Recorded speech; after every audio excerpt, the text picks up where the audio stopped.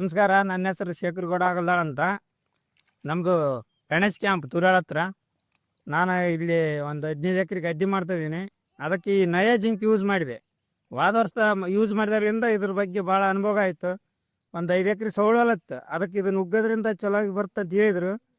ಮೊದಲು ಉಗ್ಗೋ ಜಿಂಕಿಗೂ ಈ ಜಿಂಕಿಗೂ ಭಾರಿ ವ್ಯತ್ಯಾಸ ಆಯಿತು.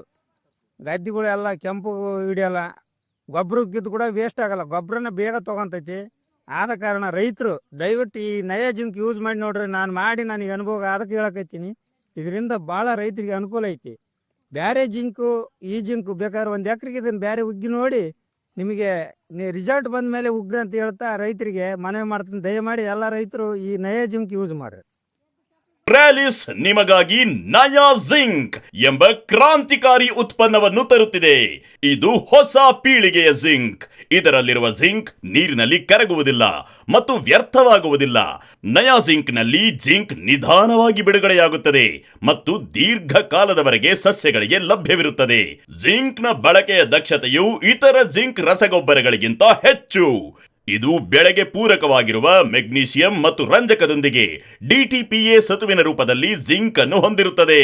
ಹೀಗಾಗಿ ಸಸ್ಯಗಳು ಮೆಗ್ನೀಷಿಯಂನಿಂದ ಹಚ್ಚ ಹಸಿರಾಗಿ ಬೆಳೆಯುತ್ತವೆ ಮತ್ತು ಜಿಂಕ್ನ ಕಾರಣದಿಂದಾಗಿ ಶಕ್ತಿಶಾಲಿಯಾಗಿ ಬೆಳೆಯುತ್ತವೆ. ಅಂತಿಮವಾಗಿ ಉತ್ತಮ ಗುಣಮಟ್ಟದ ಇಳುವರಿಗೆ ಕಾರಣವಾಗುತ್ತದೆ. ಇದರ ಉಪಯೋಗ: ಪ್ರತಿ ಎಕರೆಗೆ 1.2 ಕೆಜಿ ನಯಾ ಜಿಂಕ್ ಹಾಕಿ. ಇದನ್ನು ಡಿಎಪಿ ಸೇರಿದಂತೆ ಇತರ ರಸಗೊಬ್ಬರಗಳ ಜೊತೆ ಸೇರಿಸಿ ಬಳಸಬಹುದು.